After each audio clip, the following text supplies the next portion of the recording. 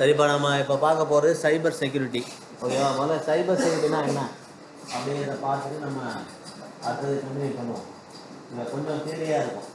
ஆரம்பத்தில் ஒரு 1 hour இல்லை 2 hours வந்து தேதி தான் இருக்கும். லஞ்ச் வரைக்கும் தேதி பார்ப்போம். ஸோ அதுக்கப்புறம் நம்ம ஒர்க் அவுட்டுக்கு போயிடலாம். ஓகேவா? முதல்ல சைபர் செக்யூரிட்டினா என்ன? ஸோ சைபர் செக்யூரிட்டியை வந்து டிஃப்ரெண்ட் டைப்ஸாக பிரிக்கலாம். எப்படிலாம் நம்ம செக்யூராக இருக்கலாம், எப்படிலாம் நம்ம சைபர் அட்டாக் நடக்கும் அப்படின்னு பார்த்தீங்கன்னா, நம்மளுடைய டிவைசஸ், ஸோ அது மூலயமா அதில் நடக்கலாம். டிவைசஸ் அப்படின்னா நம்மளுடைய பிசி, சர்வர், மொபைல், ஸோ இந்த மாதிரி நெட்வொர்க்கோட கான்டாக்ட் பண்ணக்கூடிய டிவைசஸில் அட்டாக் நடக்கலாம். இன்னும் ஒன்று எப்படி நடக்கலாம் அப்படின்னு பார்த்தீங்கன்னா, நெட்வொர்க்லேயே நடக்கலாம். ஸோ நம்ம டிவைசஸ்னால் சிஸ்டம்.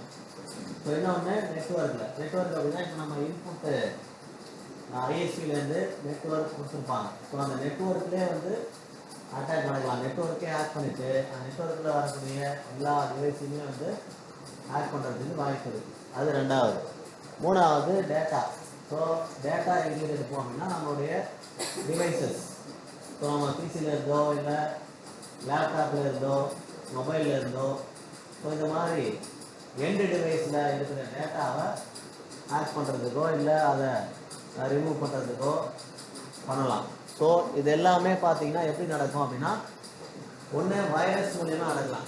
ஸோ ஒரு வைரஸ் ஃபைலை அனுப்பி பர்டிகுலர் டிவைஸை வந்து ஹேக் பண்ணலாம். ஸோ ஹேக் பண்ணி அதில் உள்ள டேட்டாஸை எரேஸ் பண்ணுறதோ இல்லை அந்த டேட்டாவை நமக்கே தெரியாமல் அவங்க எடுத்து யூஸ் பண்ணுறதோ பண்ண முடியும். ஸோ இன்னொரு விதமாக என்ன பண்ணலாம் அப்படின்னா, நம்ம டிவைஸையே ஹேக் பண்ணுறது. So unauthorised access. ஸோ நம்ம யூசர் நேம் பாஸ்வேர்ட் போட்டு ப்ரொடெக்ட் பண்ணி வச்சுருக்கோம். அந்த யூசர் நேம் பாஸ்வேர்டையே உடச்சி உள்ள வந்து நம்மளுடைய அக்சஸை நம்ம லாகின் பண்ண விடாமல் தடுக்கிறது. அதை எப்படி பண்ணலாம்? இப்போ நம்ம பிசி எடுத்துட்டீங்க அப்படின்னா, இந்த பிசியில் நம்ம ஒரு பாஸ்வேர்ட் போட்டு வச்சுருப்போம். லாகின் பண்ணி உள்ளே போகிறது ஒரு பின்னோ இல்லை பாஸ்வேர்டோ போட்டு வச்சுருப்போம். அந்த பாஸ்வேர்டையே வந்து அவங்க ஆட் பண்ணி சேஞ்ச் பண்ணலாம். ஸோ நம்ம பிசியை ஆட் பண்ணிவிட்டு அந்த அட்மின் யூசர் நேம் பாஸ்வேர்டே வந்து சேஞ்ச் பண்ணுறதுக்கு வாய்ப்பு இருக்குது. அது சேஞ்ச் பண்ணிட்டா நம்ம அக்சஸ் பண்ண முடியாது. யாரோ ஒருத்தர் ரிமோட்லேயோ இல்லை லோக்கல்லையோ கூட பண்ணலாம். ஸோ இதெல்லாம் தான் வந்து நம்ம சைபர் செக்யூரிட்டியில் பார்க்க போகிறோம். இதெல்லாம் எப்படி பண்ணுறாங்க, ஸோ அதை எப்படி நம்ம ப்ரொடெக்ட் பண்ணுறது, எப்படிலாம் ப்ரொடெக்ட் பண்ணலாம். ஸோ நம்ம இங்கே மெயினாக கான்சன்ட்ரேட் பண்ண போகிறது நெட்வொர்க் செக்யூரிட்டி தான். ஸோ சைபர் செக்யூரிட்டியோட ஒரு பார்த்து தான் நெட்வொர்க் செக்யூரிட்டி. ஸோ நெட்வொர்க்கை நம்ம சேஃபாக செக்யூர் பண்ணிட்டோம் அப்படின்னாலே சைபர் அட்டாக்லேருந்து நம்ம ப்ரொடெக்ட் பண்ணிக்க முடியும்.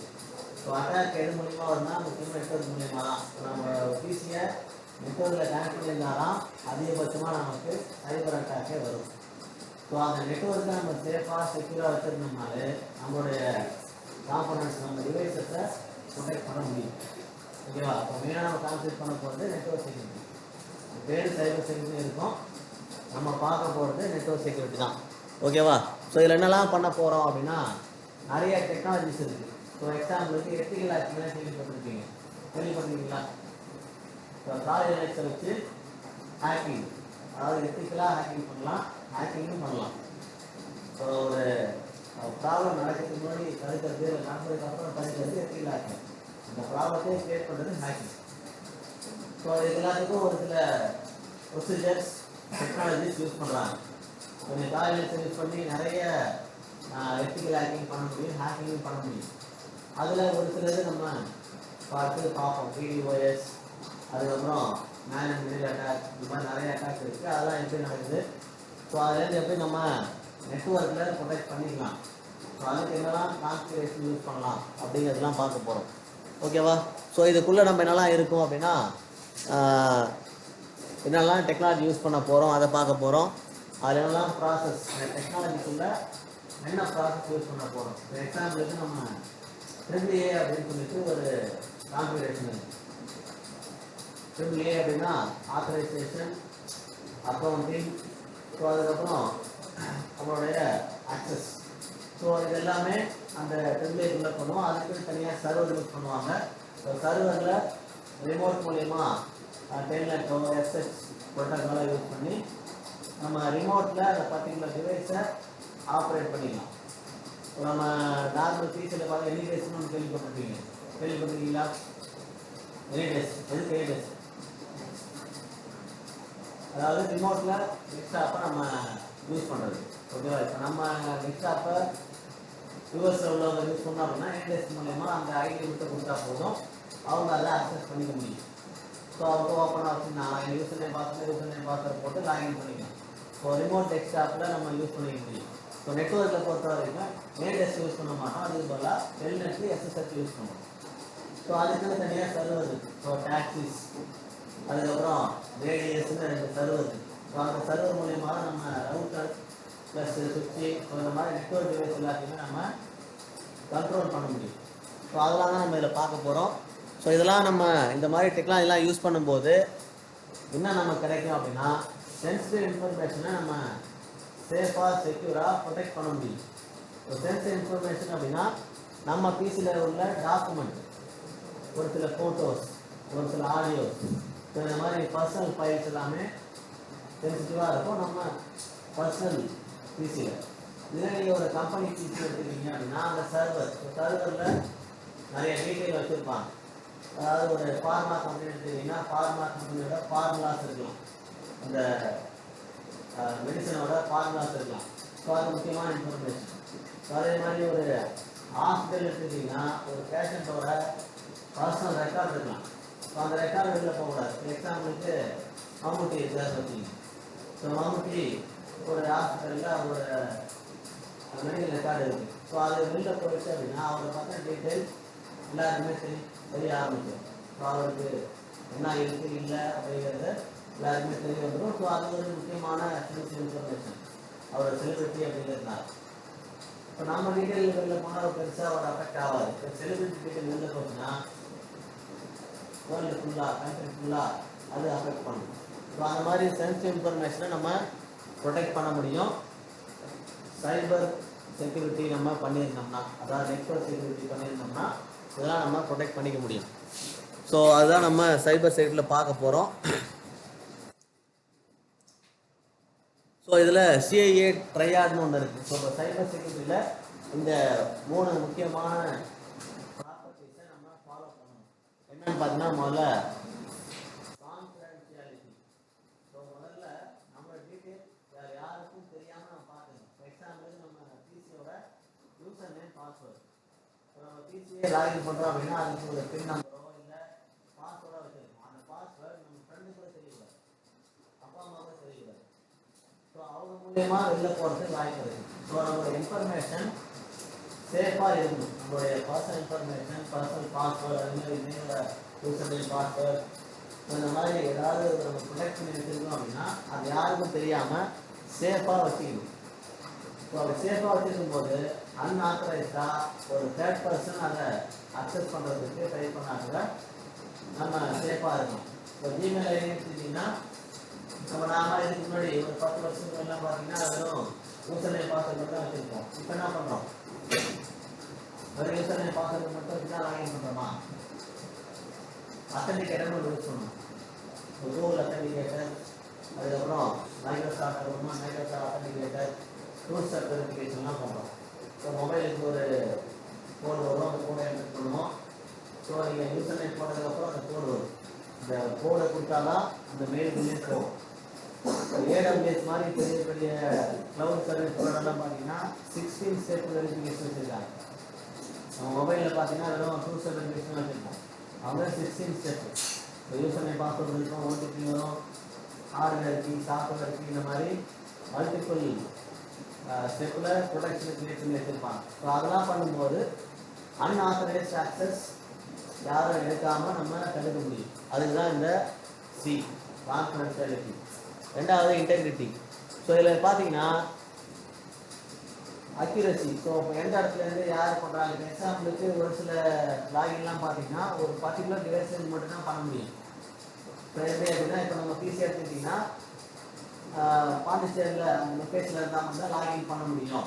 அதை நம்ம செட் பண்ணிக்க முடியும். அதே மாதிரி பர்டிகுலர் பிளேஸ்லேருந்து தான் பண்ணணும், பர்டிகுலர் டிவைஸ்லேருந்து தான் பண்ணணும், வேற ஒரு டிவைஸ்லேருந்து பண்ணால் லாகின் ஆகக்கூடாது. இதெல்லாம் நம்ம ஆல்ரெடி செட் பண்ணி வச்சிருந்தோம், செக்யூர் பண்ணி வச்சிருந்தோம் அப்படின்னா நம்ம யூசர் நேம் பாஸ்வேர்டு யாருக்கா தெரிஞ்சிருந்தா கூட அந்த குறிப்பிட்ட லொக்கேஷன் குறிப்பிட்ட டிவைஸை தாண்டி அவங்க லாகின் பண்ணும்போது லாகின் பண்ண முடியாது. ஸோ அதுக்கேற்ற மாதிரி நம்ம அதை அக்யூரசி, ஸோ சரியான டிவைஸ் சரியான பிளேஸு நம்ம செட் பண்ணி வச்சுருக்கோம். ஸோ இதெல்லாம் பண்ணும்போது அன்ஆத்தரைஸ்ட் ஆக்சஸ் வர்றதுக்கு வாய்ப்பு இல்லை. ஒருவேளை அவங்க ட்ரை பண்ணால் கூட பண்ண முடியாது. சைபர் செக்யூரிட்டியில் இது முக்கியமானது இன்டெகிரிட்டி. ஸோ மூணாவது அவைலபிலிட்டி. ஸோ இதில் பார்த்தீங்கன்னா நமக்கு தேவையான டேட்டா தேவையான யூசர் மட்டும் அக்சஸ் பண்ணணும். ஃபார் எக்ஸாம்பிளுக்கு ஒரு காலேஜோட இஆர்பி எடுத்துக்கிட்டீங்க அப்படின்னா உங்களுடைய ரிசல்ட்லாம் வருது இல்லையா, ரிசல்ட் பப்ளிஷ் பண்ணுறாங்களா, எம்எஸ்ல ரிசல்ட் பப்ளிஷ் பண்ணுவாங்க. ஸோ அந்த ரிசல்ட்டை யார் எடிட் பண்ணி பப்ளிஷ் பண்ணுவாங்க? சிஓஇயில் பண்ணுவாங்க. கண்ட்ரோல் ஆஃப் எக்ஸாமினேஷன் சிஓஇ இருப்பார். ஸோ சிஓஇக்கு உங்கள் மார்க் எல்லாம் போகும். அங்கே ஒரு அட்மின் இருப்பாங்க, அவங்க உங்கள் மார்க்கை பப்ளிஷ் பண்ணுவாங்க. ஸோ அந்த மார்க்கை சேஞ்ச் பண்ணணும் அப்படின்னா சிஓஇயில் தான் சேஞ்ச் பண்ண முடியும். நீங்கள் ரீவேல்யூஷன் போட்டு நீங்கள் பாஸ் ஆகிட்டீங்க இல்லை மார்க் இன்க்ரீஸ் பண்ணுறீங்க அப்படின்னா அந்த சேஞ்சஸ் எல்லாமே சிஓஇயில் மட்டும் தான் பண்ண முடியும். ஸோ நம்ம யூஸராக நம்ம போய் பண்ண முடியுமான்னு கேட்டிங்கன்னா பண்ண முடியாது. ஸோ அதுக்கு ஆக்சஸ் இவங்க தான் ஆக்சஸ் பண்ணணும், இவங்க பண்ணக்கூடாது. இவங்களுக்கு ரீட் ஒன்லி ஆக்சஸ், இவங்களுக்கு எடிட் ஆக்சஸ், டெலிட் ஆக்சஸ்னு ஒவ்வொருத்தருக்கு ஒரு பர்டிகுலர் ஆக்சஸ் கொடுத்துருப்பாங்க. ஸோ அவங்க அந்த ஆக்சஸ்லாம் பண்ணணும். ஸோ இப்போ நம்ம போய் பார்த்தோம் அப்படின்னா நம்ம ஜஸ்ட் அந்த ரிசல்ட்டை வியூ பண்ணலாம், அவ்வளோதான். நம்ம ரிசல்ட்டை எடிட் பண்ணுற ஆப்ஷன் நமக்கு கிடையாது. ஸோ அதுதான் இங்கே சொல்கிறாங்க அவைலபிலிட்டி. ஸோ யாருக்கு என்ன விதமான ஆக்சஸ் இருக்கணும் அப்படிங்கிறத நம்ம டிசைட் பண்ணணும். ஃபஸ்ட்டு எல்லாருக்கும் ஓப்பனாக ஸ்டூடெண்ட்டுக்கும் அதே ஆக்சஸ், பிரின்சிபலுக்கும் அதே ஆக்சஸ், ஹச்ஓடிக்கும் அதே ஆக்சஸ், சிஓஐக்கும் அதே ஆக்சஸ் கொடுக்கக்கூடாது. ஸோ யார் எதை இப்போ நம்ம பிசி எடுத்துக்கிட்டிங்கன்னா அட்மின்னு ஒரு அக்கௌண்ட் இருக்கணும், நார்மல் ஒரு தேர்ட் பார்ட்டி அதர்ஸும் ஒரு அக்கௌண்ட் இருக்கணும். ஸோ நம்ம அட்மின் அக்கௌண்ட்டுக்குள்ளே போனால் எல்லா சேஞ்சஸும் பண்ண முடியும். அதர் அக்கௌண்ட்டில் போனால் ஜஸ்ட்டு பர்டிகுலர் பிளேஸ் மட்டும் தான் நீங்கள் விசிட் பண்ணி இந்த டேட்டாவை பார்க்க முடியும். ஓகேவா? அதெல்லாம் நம்ம பிசியில் அதே கிரியேட் பண்ணி வச்சுருந்தாங்க. இப்போலாம் யாரும் பண்ணுறது இல்லை. எங்கள் பிசியில் கூட அப்படி கிடையாது. ஒரே ஒரு அக்கௌண்ட்டு எத்தனை டைப்னா ஒரு அக்கௌண்ட் இருக்குது. இன்னொரு ஸ்டூடெண்ட் ஒரு அக்கௌண்ட்டு கிரியேட் பண்ணி வைக்கிறது இல்லை. ஸ்டூடெண்ட் அக்கௌண்ட்டுக்குள்ளே போனீங்கன்னா கண்ட்ரோல் பேனலில் போய் நீங்கள் அன்இன்ஸ்டாலே பண்ண முடியாது. ஸோ அந்த மாதிரி ஆக்சஸ் நம்ம கிரியேட் பண்ணி வச்சிருக்கும் போது அன்ஆத்தரைஸ்ட் ஆக்சஸை நம்ம பண்ண முடியாமல் தடுக்கலாம். ஓகேவா? ஸோ அதுதான் இந்த சிஐஏ ட்ரையாட்.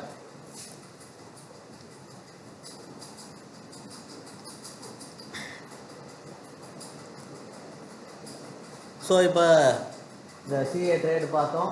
அதுக்கப்புறம் சைபர் செக்யூரிட்டி என்னன்னு பார்த்தோம்.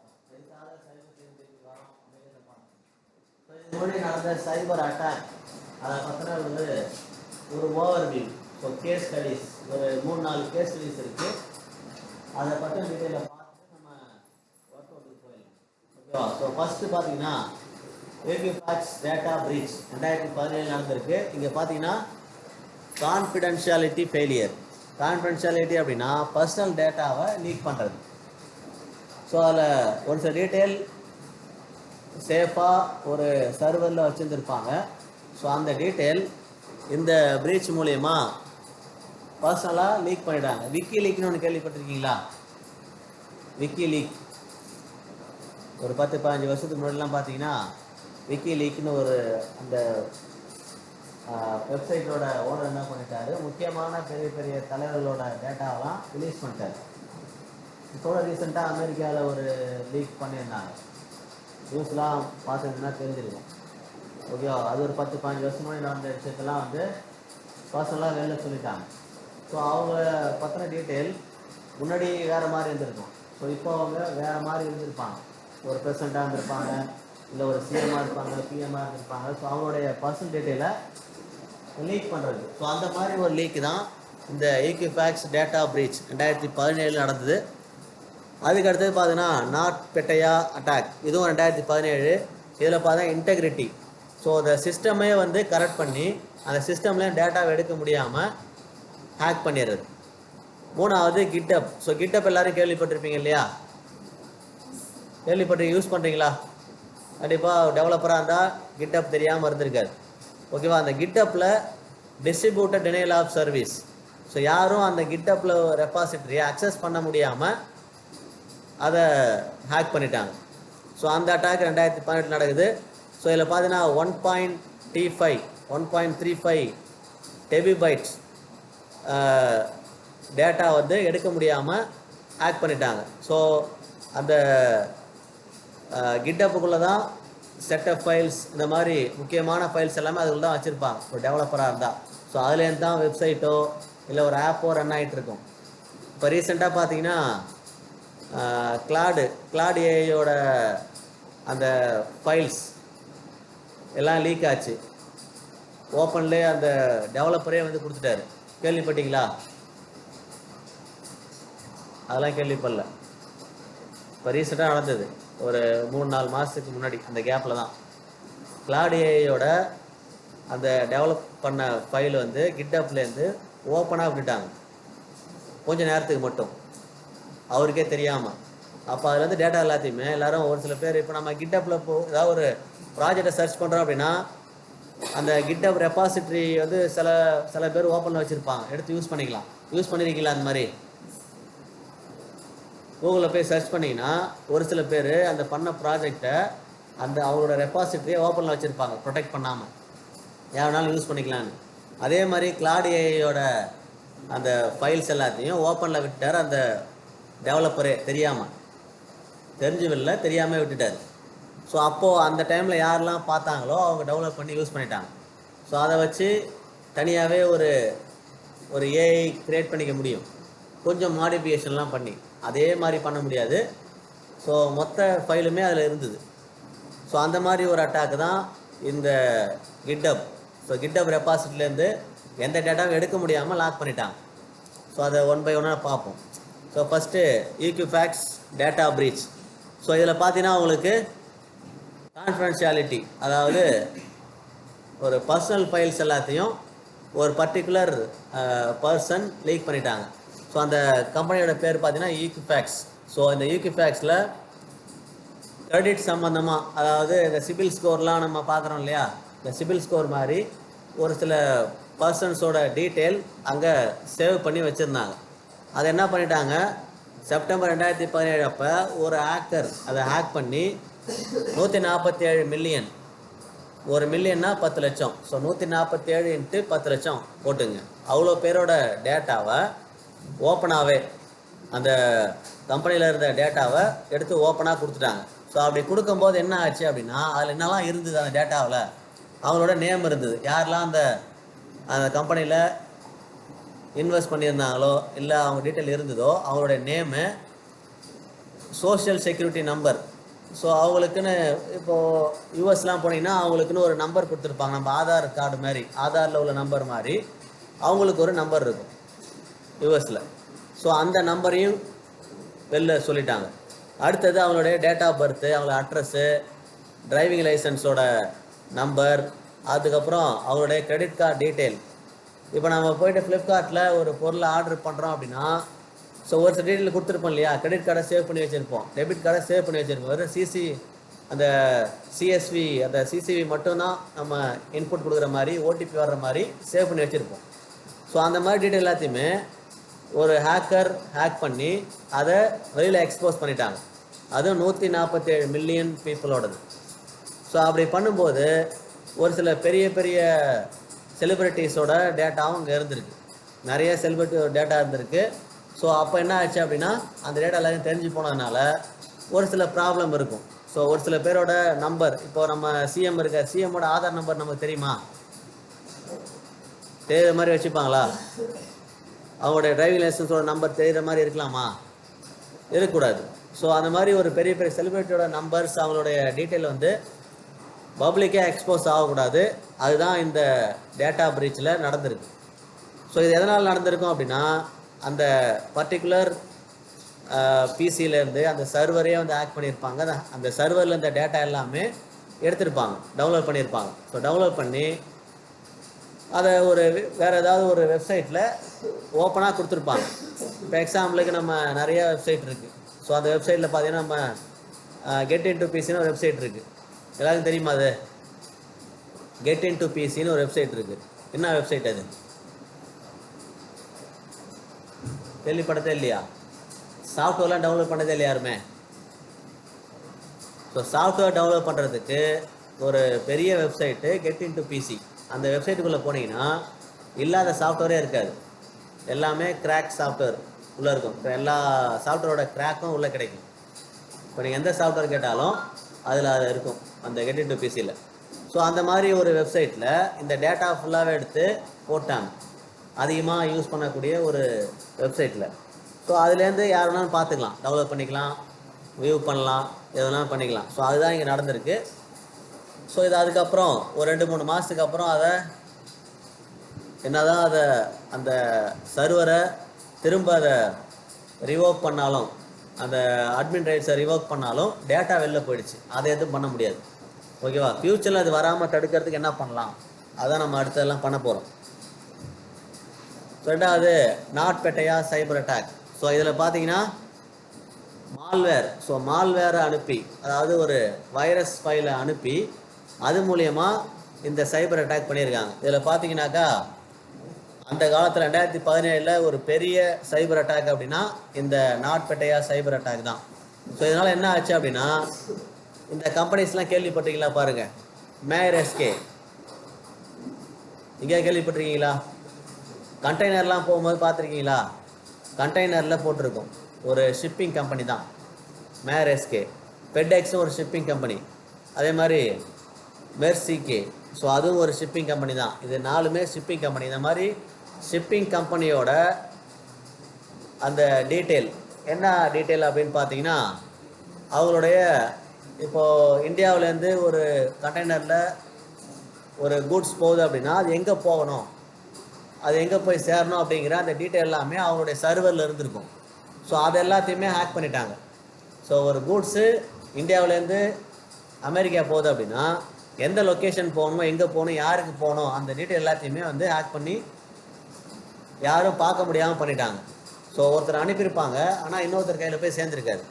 ஸோ இந்த ஷிப்பிங் கம்பெனி எல்லாமே இந்த அட்டாக்னால ப்ராப்ளம் ஆகிட்டு அவங்களால அந்த பர்டிகுலர் அந்த கூட்ஸை வந்து டெலிவரி பண்ண முடியல.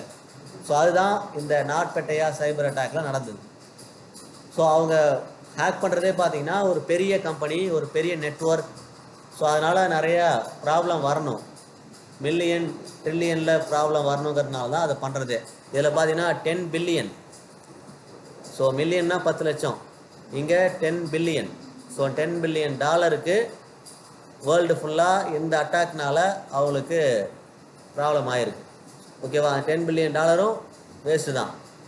ஸோ அவங்களாம் ரெக்கவர் பண்ணவே முடியல இந்த அட்டாக்னால. ஸோ இதில் யார் முக்கியமாக இதில் இன்வால்வ் ஆகிருந்தான்னு பார்த்தீங்கன்னா யுக்ரைன். ஸோ யுக்ரைன்லேருந்து ஒரு பர்டிகுலர் பர்சன் தான் இதை பண்ணியிருக்காங்க, இந்த அட்டாக்கு. ஓகேவா?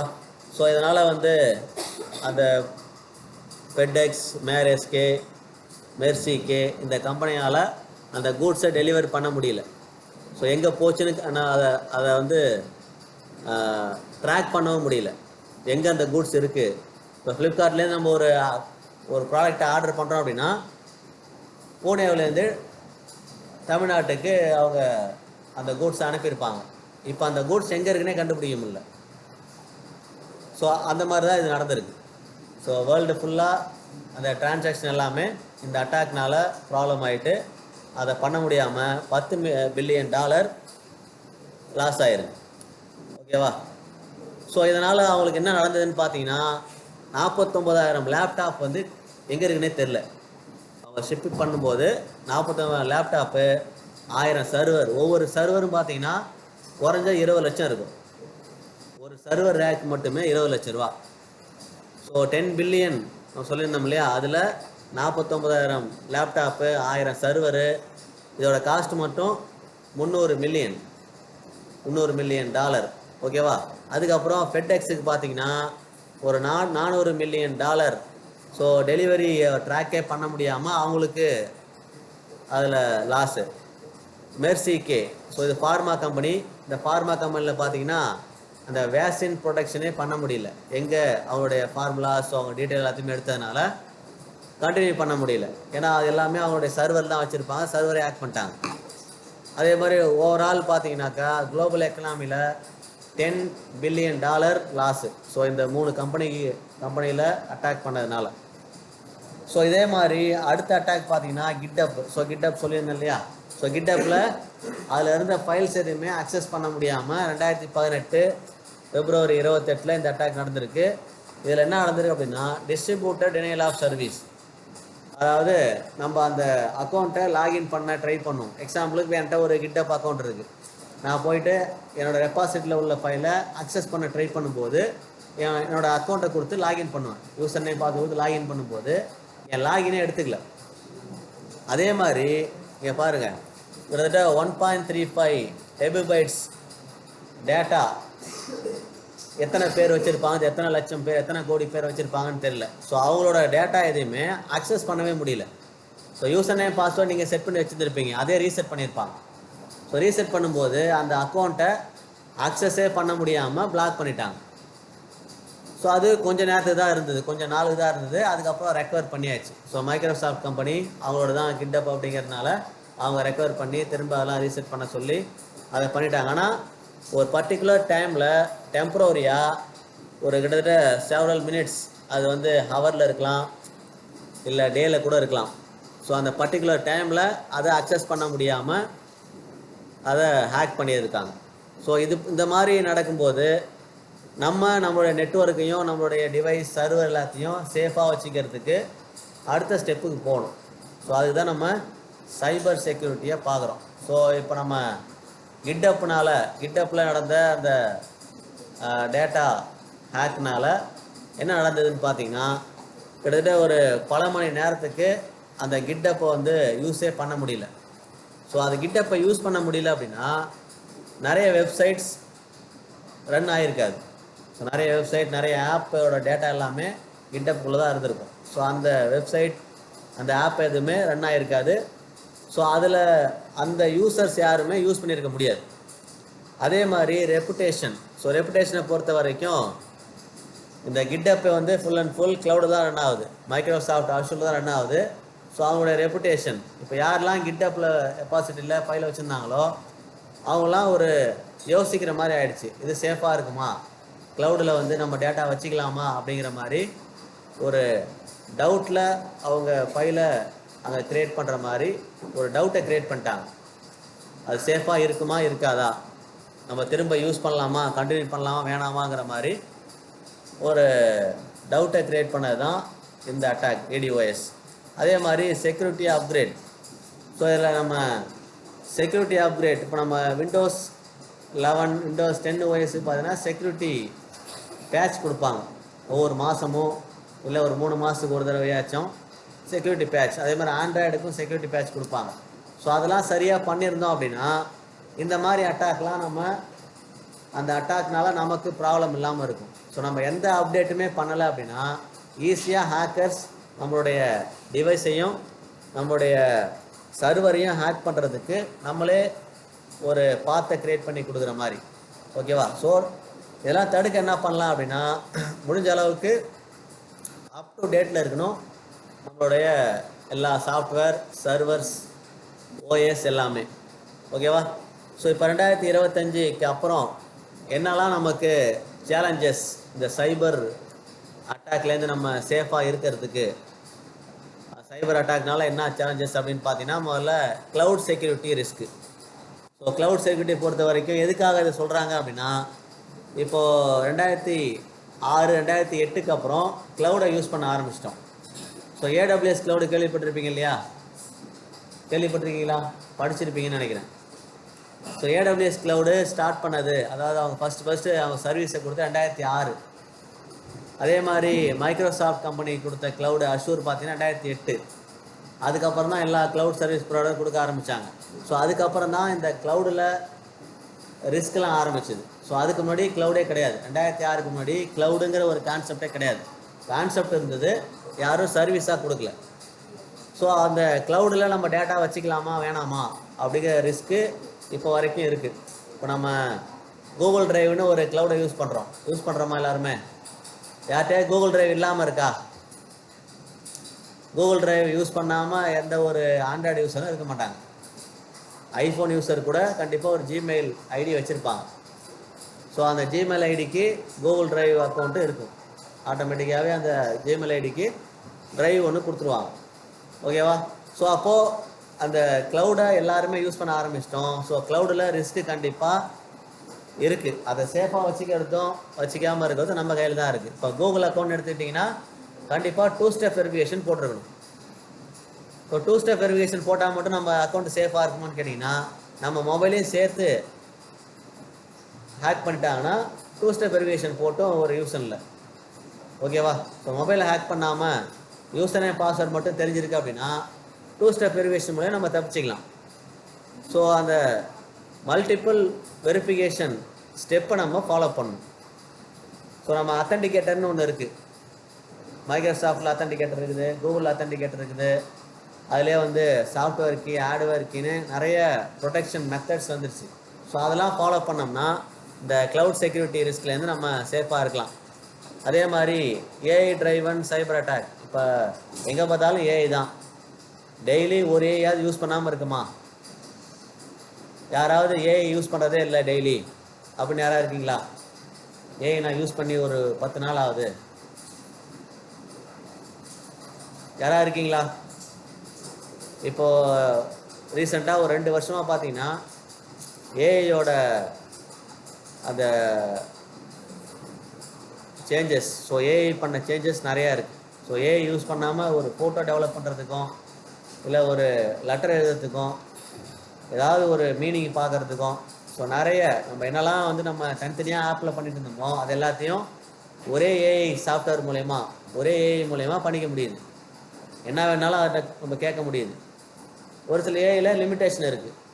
நீங்கள் ஃப்ரீயாக யூஸ் பண்ணும்போது கிளாட்லாம் எடுத்துக்கிட்டிங்கன்னா ஒரு particular time period, particular credit தான். அதுக்கு மேலே நீங்கள் ஏதாவது கொஸ்டின் கேட்டிங்கன்னா பதில் சொல்லாது, திரும்ப வெயிட் பண்ணணும். அதே மாதிரி சாட் ஜிபிடிக்கும் அதே மாதிரி ஒரு லிமிட்டேஷன் இருக்குது. நீங்கள் அதுக்கு அடுத்த லெவலுக்கு போகணும் அப்படின்னா நீங்கள் பே பண்ணி அந்த சப்ஸ்கிரிப்ஷனை வாங்கியிருக்கணும். ஸோ அப்போது ஏஐனால் சைபர் அட்டாக் நிறையா நடக்கிறதுக்கு வாய்ப்பு இருக்குது, நடந்துக்கிட்டு தான் இருக்குது. ஸோ அதுலேருந்தும் நம்ம சேஃபாக இருக்கிறதுக்கு 2025க்கு அப்புறம் நம்ம ட்ரை பண்ணணும். ஓகேவா? அதே மாதிரி ஐஓடி. ஸோ இப்போது ஐஓடி ஒரு 5-6 வருஷம் முன்னாடிலேருந்து ஐஓடி ஒரு ட்ரெண்டிங் டெக்னாலஜியாக இருக்குது.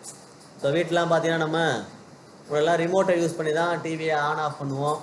அதே மாதிரி ஏசியெல்லாம் ஆன் ஆஃப் பண்ணுவோம். இப்போலாம் ரிமோட் வேணுமா? டிவி ஆன் ஆஃப் பண்ணுறதுக்கு, ஒரு ஏசி ஆன் ஆஃப் பண்ணுறது ரிமோட்டு தேவைப்படுமா? ரிமோட்டு தேவைப்படும், ரிமோட்டு மட்டுமே தேவைப்படாது. ஸோ நம்ம மொபைல்லே வந்து ஒய்ஃபை மூலயமா நம்ம ஆன் ஆஃப் பண்ணிக்க முடியும். ஓகேவா? கூகுள் ஹோம்னு ஒரு ஆப் இருக்குது, எம்ஐயில் ரிமோட்னு ஒன்று இருக்குது, எம்ஐ ஃபோனெல்லாம். ஸோ அது மூலயமா நம்ம கண்ட்ரோல் பண்ணிக்க முடியும். ஸோ அது ஒரு ஐஓடி டிவைஸ் தான். ஓகேவா? ஒரு ஒய்ஃபை இருந்தால் போதும். நம்ம எந்த காம்பனண்ட்லேயும் ஒரு ஒய்ஃபை டிவைஸ் மட்டும் இருந்தால் போதும், நம்ம மொபைல்லேருந்தே அதை அக்சஸ் பண்ணிக்க முடியும். ஸோ அந்த ஐஓடி மூலியமாகவும் நமக்கு ப்ராப்ளம் வர்றதுக்கு வாய்ப்பு இருக்குது. அதுவே என்ட்ரி பாயிண்ட்டாகவும் இருக்கும். நம்ம அட்டாக்கர்ஸ் உள்ளே வர்றதுக்கு என்ட்ரி பாயிண்ட்டாக ஐஓடி டிவைஸே இருக்கும். ஸோ ஐஓடி டிவைஸ் இருக்குன்னா அது நெட்வொர்க்கில் கனெக்ட் ஆகிருக்கும் கண்டிப்பாக. ஸோ அந்த நெட்வொர்க் மூலயமா அட்டாக்கர்ஸ் உள்ளே வர்றதுக்கு வாய்ப்பு இருக்குது. அதே மாதிரி குவாண்டம் கம்ப்யூட்டிங். ஸோ இதுவும் ரீசன்ட் ட்ரெண்டிங் டெக்னாலஜி தான். ஓகே, எப்படி machine learning, cloud computing, IoT, அந்த வரிசையில் டீப் லேர்னிங், குவாண்டம் கம்ப்யூட்டிங்கும் ஒரு லேட்டஸ்ட் ட்ரெண்டிங் டெக்னாலஜி. ஸோ அந்த குவாண்டம் கம்ப்யூட்டிங் மூலயமாவும் என்கிரிப்ஷனை வந்து பிரேக் பண்ணி, இப்போலாம் பார்த்தா ஏஇஎஸ் என்கிரிப்ஷன் வருது, 256 பிட்டு 128 பிட்டுன்னு என்கிரிப்ஷன் கொடுத்துருக்காங்க. ஸோ அதையும் தாண்டி வர்றதுக்கு இந்த குவாண்டம் கம்ப்யூட்டிங் நம்ம யூஸ் பண்ணும்போது அதில் ஹேக் பண்ணி அது மூலயமா ஹேக்கர்ஸ் உள்ளே வர்றதுக்கும் வாய்ப்பு இருக்குது. ஓகேவா?